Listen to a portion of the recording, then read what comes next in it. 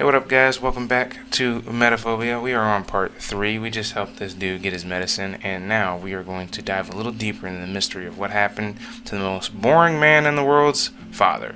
Let's go. Do you mind if I ask you a few questions? Of course not. You were a detective once, weren't you? Yes, I was. Why do you ask? I've read a lot about you. Oh, you have you? I didn't think anyone gave a damn about the old schoolers. You were a hell of a detective back in the day. One of the best. I don't know about all that. It was a job. I did it better than most, I suppose. I'm sure you heard about the death of Carl Elmstadt. Of course, it was all over the news. I understand they caught the bastard. He deserves to rot in prison. Though nowadays, prison is for girls. These degenerates spend all day watching TV, going to the gym, studying. Ha! Might as well be a spa resort. Back in my day, prison was hell. If you murdered a good man like Carl Elmstadt, you were made to feel the full, brutal force of the law. Who's Elmstadt to you? I'm Richard Elmstadt, his son. Oh, I'm so sorry, my boy. I can't imagine your pain. But you can help me. How's that? Can't you see it? The mayor promises change and reform. Then, he's assassinated. Sound familiar? You're referring to the cases I closed more than 30 years ago. They were solved, my boy. What does your father have to do with them? The same people did it. You know it. Know what? There is a secret society that rules this city. They're not elected. They exist in the shadows. You're drawing conclusions based on conspiracy theories. Am I? Either way, your father's case is closed. They caught his killer. What else is there to do? I can't let them get away with this. And you plan to reopen the investigation all by yourself? That's madness. Help me or don't. You can't change my mind. I was a young man with crazy ideas once, too. If some old man told me it was impossible, I told him to shove off, and did it anyway. Very well. I will help you if I can. Okay, so... This was no ordinary break-in. It was a planned assassination, just like in the cases you worked so many years ago. Those cases are closed. Cold-blooded thieves in the night. Nothing more. But you don't believe that. You're not on the force anymore. You don't have to lie to me. At this point, you're only lying to yourself. All right, but what I'm about to tell you has never been proven. I came close a few times, but my superiors wouldn't hear of it. They even tried to suspend me for talking about it. I'm listening. There is a group of... people. They rule this city from the shadows. They control everything. If you step out of line, they will kill you. I knew it. As I said, I could never prove any of it. No one was allowed to investigate any case relating to the matter. I had to turn a blind eye. I had to carry on as though I knew nothing. Okay, let's talk about this secret Who are organization. these people? Are they mobsters? A secret society? I really don't know. I only know they exist, and that they've been here for decades. You must know more. There were rumors that they moved through the city using underground tunnels. But that's impossible, and I never found any reason to believe that was true. That's all I know, my boy. Thank you, sir. This has been very helpful. What about those murders you investigated back in the 80s? They were similar to my father's case, weren't they? Somewhat. Tell me what you know. Please. You caught 4 of these murderers. They must have told you something.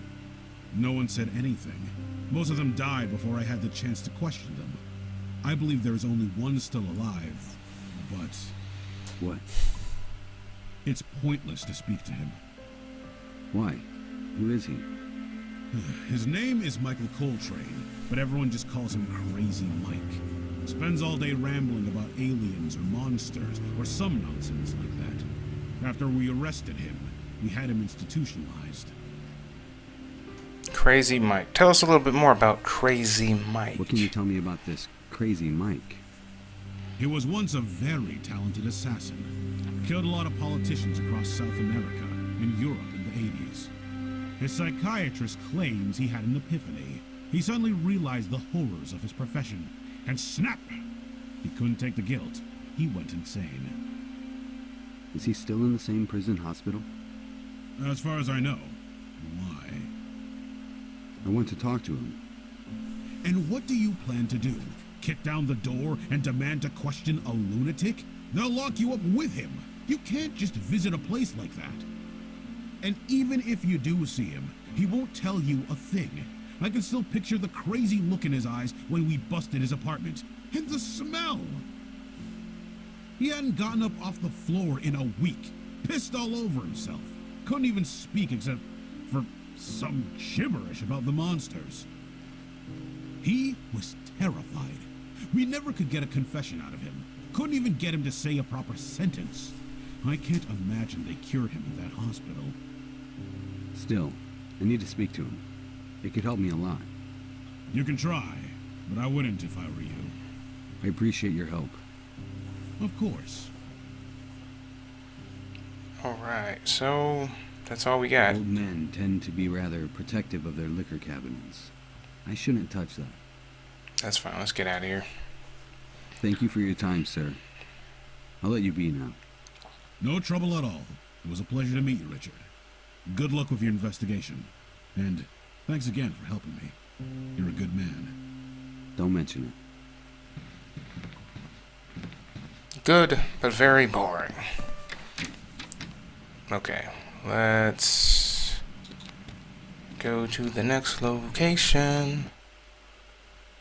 Prison hospital.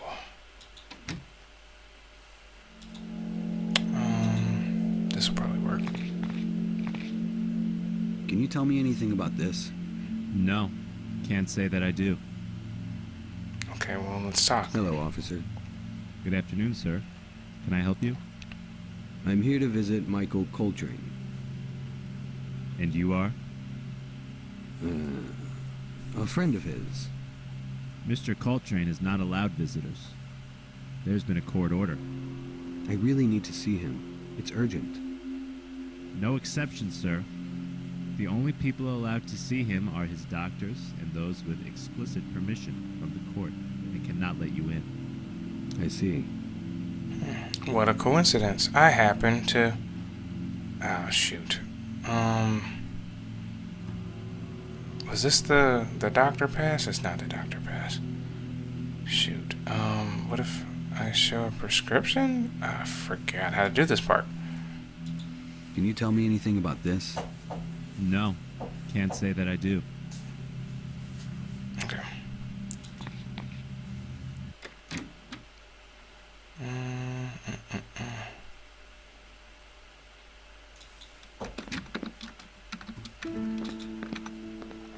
I think Judy can help us. Hey, Judy. Hello, Richie. I need you to help me forge something. Good. Again? You're really enjoying this newfound life of crime, aren't you? I prefer to think of myself as a detective. And where do the clues lead today, Sherlock? Prison hospital. I want to talk to Michael Coltrane. Michael Coltrane. Michael Coltrane. Crazy Mike? That's the one. You know him? Of course, he was a modern-day Jack the Ripper. At least that's what the papers called him in the 80s. You want to talk to this guy? You're insane. Thanks for the encouragement. Just saying, he went on a killing spree through the city. What does he have to do with your case? Detective Proctor told me he was the killer in the last of the political assassinations. He might be able to tell me something. Problem is, he went insane just before they caught him. Huh. Wow. Look at you, knowing all the top secret information before me. I'm a little jealous. I'm starting to get the hang of this. You think you can forge some paperwork to get me in? Sure, give me a second.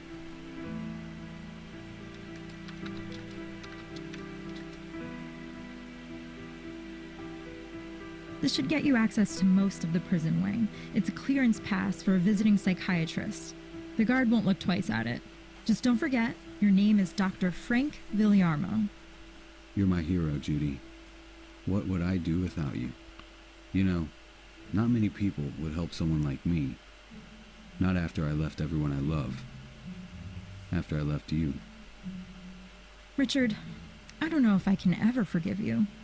I hoped that you would come back one day, but when you disappeared, that hurt. That hurt for a long time. Seeing you again is a little like picking at the scars, you know? If you want me to leave... No, stay. I need to know why you left. I need to hear you say it. I told you, I had my reasons. Richard, I don't care what you say. Just don't avoid the question anymore. Why did you leave? It happened gradually. I felt myself pulling away from everyone, getting further and further. And then I reached a point when I couldn't speak to anyone. Why not? I was depressed. I was about to say he's I depressed. would lie awake all night, unable to sleep. And when the morning came, I couldn't get out of bed. That's why you wouldn't sleep here? I didn't want to put that on you. You could have told me. I could have helped. We all could have. Patricia, Miranda, everyone. I know. I chose to be alone. But then being alone became too much. I couldn't escape the feeling. I started What? Tell me. sleeping with my models. I thought it would cure my depression, and it would work for a little while. I would forget how I felt. I'd forget everything. I would convince myself I was happy again.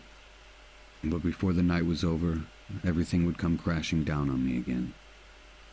Richard, Don't think you weren't good enough. I cared about you, I did. But once I started with that, I couldn't look you in the eye. I was so ashamed. Then I ran away, so that I wouldn't have to see you. You, or anyone else. I don't want forgiveness. I don't deserve that. And after I finish investigating my father's murder, I'll leave. I won't bother you again. I had no idea. I'm glad you told me. Thank you. Thank you for being honest. It's the least I can do. I'll talk to you soon. I should go. Sure. Ladies and gentlemen, if you know somebody that said they're depressed and then ended up sleeping with like 800 models, don't listen to them. They're probably full of shit. Alright, so back to the hospital. The mental hospital. Prison hospital. Show them a little fake ID. Hello, sir. I am Dr. Frank Villarmo. I would like to examine Michael Coltrane. Good afternoon, Doctor. Let me see. All right, you're good to go. Are you new? I haven't seen you here before. Yes, I've just arrived from the University of Alabama to study Mr. Coltrane. He is a fascinating subject, I must say. You could say that. Just be careful. The glass is bulletproof, so you're safe, but he does try to intimidate new people. Don't worry. I'm used to that. Sure you Can I be are. honest with you, Doctor? Of course. This guy is mentally ill. I mean seriously deranged. I don't understand why you're all so fascinated by him. The most disturbing cases are always the most interesting. I'll say this. He has gotten better over time. Been here 30 years. And when he's medicated, he can at least speak coherently. The treatments are working then. Yeah, maybe. Anyway, good luck. Thank you. Awesome. Let's go.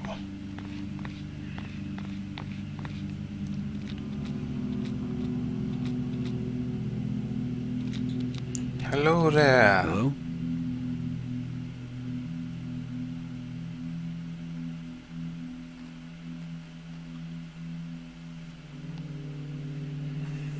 Introduce yourself honestly. Always be My honest. name is Richard. I know you don't believe me, but I need your help. No, not another shrink. I had enough of you people. I'm not crazy. I know what I saw. I'm not a doctor, Michael. I just want to hear your story. I want to know what you saw back in the 80s. I already told my story 1,000 times.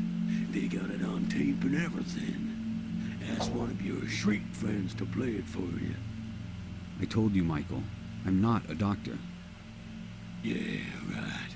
Ain't nobody come through here but doctors and guards. Beat it, Doc. You're right. I'm not supposed to be here. I forged documents and snuck in just to see you. My father was killed. I don't know you. I don't know your father. Not my problem. He was killed by the same people who hired you all those years ago. And what do you want from me? I can't help you. You're the only witness still alive.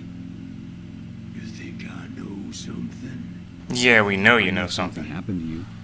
You're not the same man you once were. The people who killed my father, they changed you. Well, that may be true, but it doesn't matter. Nobody believes me. I do. Hold up, if you ain't a cop, and you ain't a doctor, how did you find out about me? Detective Proctor told me about you. Proctor, yeah, that guy, he's still alive. More or less. Listen, Michael. I risked a lot just coming here. You're the only one who can help me. Please, I beg you. Tell me everything you know about these people. I don't think you're crazy. I trust you. So please, trust me. All right then. Okay, so, story behind the Tell me killings. exactly what happened. But I remember like it was yesterday. By that time, I already had 3 kills in the books, and a nice pile of money in the bank. So I said to myself, that's it. I'm done. Then this guy, all dressed in black, shows up one day, says he'll pay me 800 grand to kill some guy. He puts 100 grand in cash right there in front of my hand and says, this is just for listening to me. You'll get the rest when the job's done. So I agreed. I'd do one more job. Who did you have to kill? The target was some guy I'd never heard of, but apparently he was famous. Some kind of president of the Peace of America organization. Tyler Green, if I remember right. To this day, I don't know why this hippie was so important. Tyler Green was the man who inspired my father's entire political philosophy.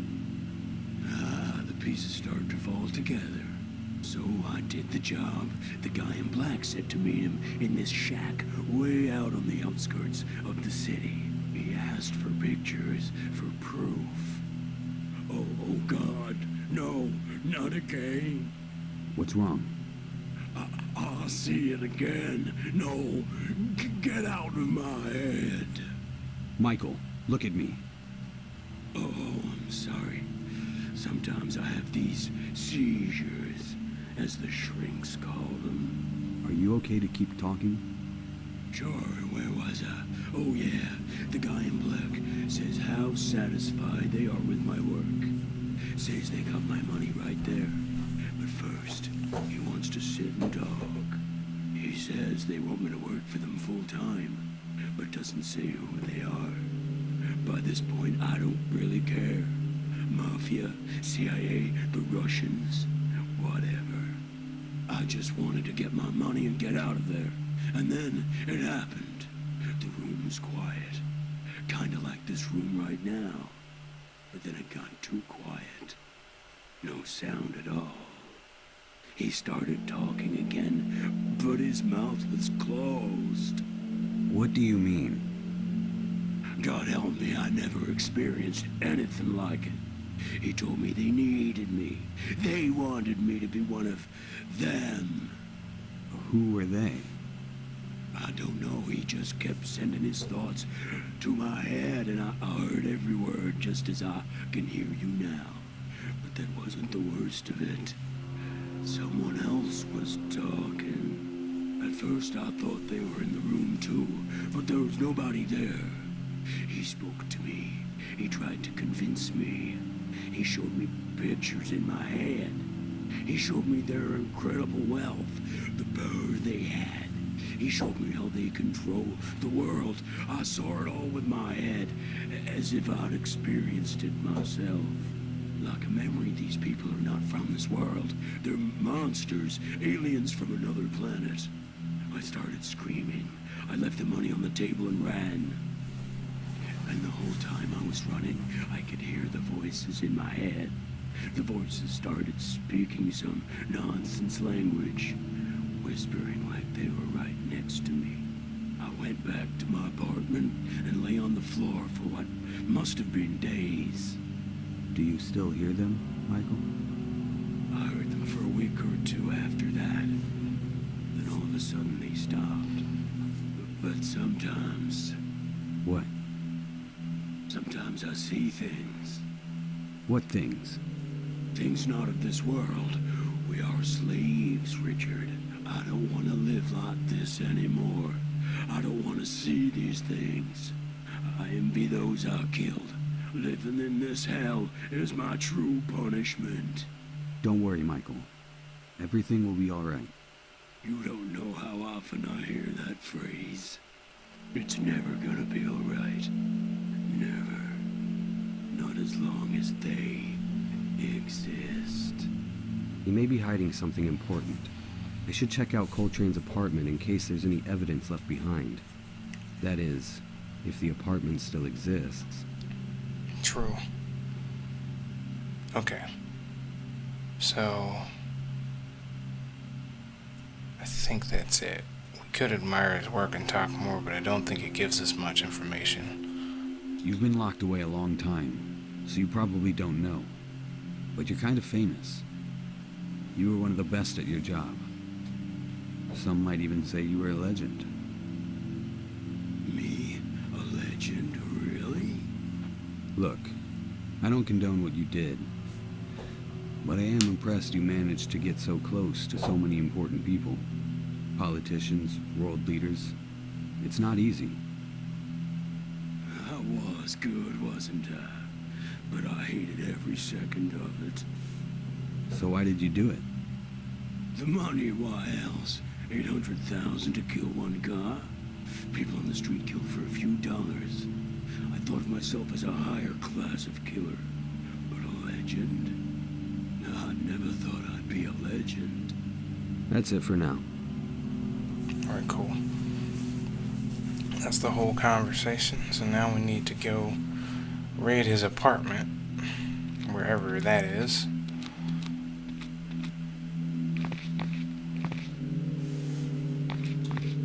Goodbye, Mr. Policeman.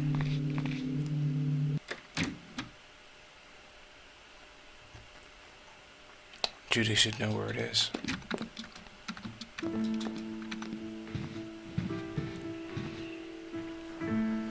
Hey, just me.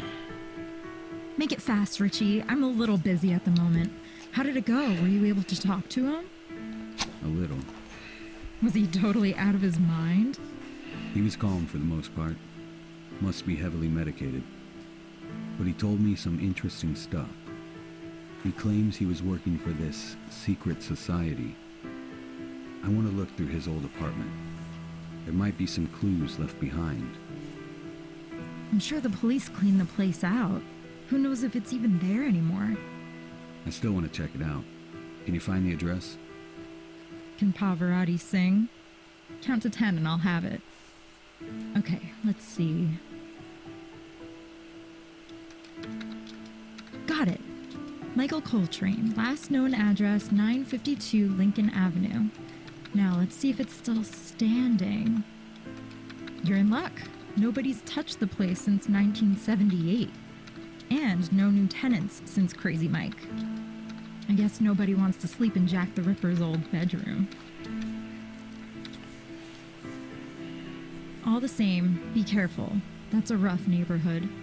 The place is probably crawling with junkies. Thanks, I will. And hey, Yeah? I've been thinking about everything you told me before. I want you to know I'm not mad at you. It took a lot of guts to tell me all that, and it wasn't easy to hear. But I forgive you. Thanks. That means a lot to me. I don't want you to disappear again after this. I don't have a lot of friends, and I could use one to talk to now and again. I'd like that. Anyway, here I go getting sentimental when you have a case to solve. Have fun at your crack house. Yeah, I'll try. Talk to you soon. I'll be here. Right on, right on. Okay, guys. Thank you for watching this episode. Like and subscribe if you want to. Shout out to the little nephews and cousins. I'll see you in the next one.